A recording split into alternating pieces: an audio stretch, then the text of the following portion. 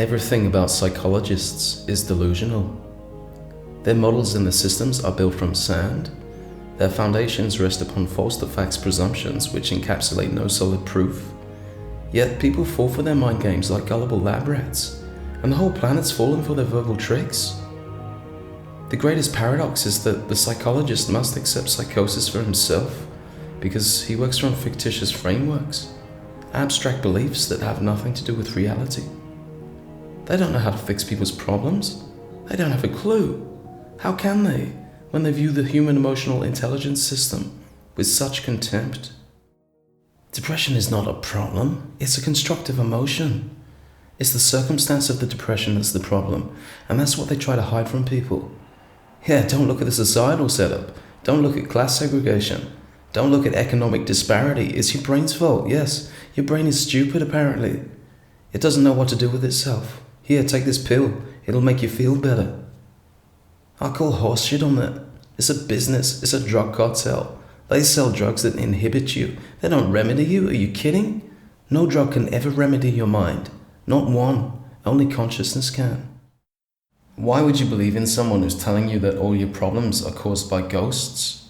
Because that's what psychologists are telling you when they pull out their manuals. These are verbal ghosts. The reality of depression is very different from what their frameworks tell you about it.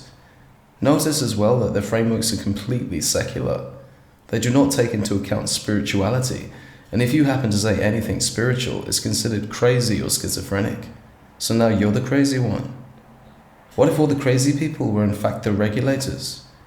Look at how they treat people, trying to fit people into boxes, categories that have been created out of thin air. Now let's be reasonable. Maybe there are some good psychologists out there, but not the ones who are using the frameworks. You see, it depends on what you define as psychologist. If you trust somebody just because they have a government-approved status, then really, who are you placing your trust in? A machine. That's what we're dealing with here. These psychologists are trained to think like machines, and they'll try to fit you into their software. And they'll tell you that you're a certain kind of person with certain kind of problems, and they'll present to you a certain kind of remedy. But by the way, the cure involves money.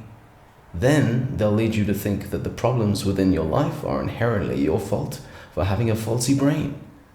Nothing to do with society, nothing to do with the environment, nothing to do with an inherent social disorder, nothing to do with the collapse of the economy, nothing to do with the stress of survival that's etched onto the people more and more each day.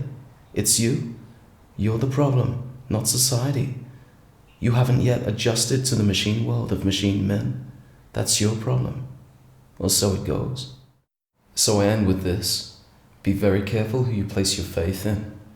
Are they human? Really? Ask yourself, human or machine? And be very careful how you make your choice here, because the machines are faulty. The machines represent death of the spirit, death of the individual. And it's a disease.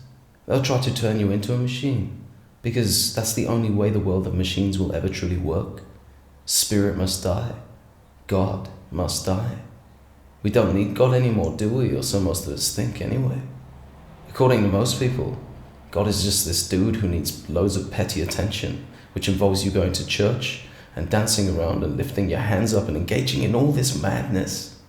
But whatever you do, don't try talking to a psychologist about God.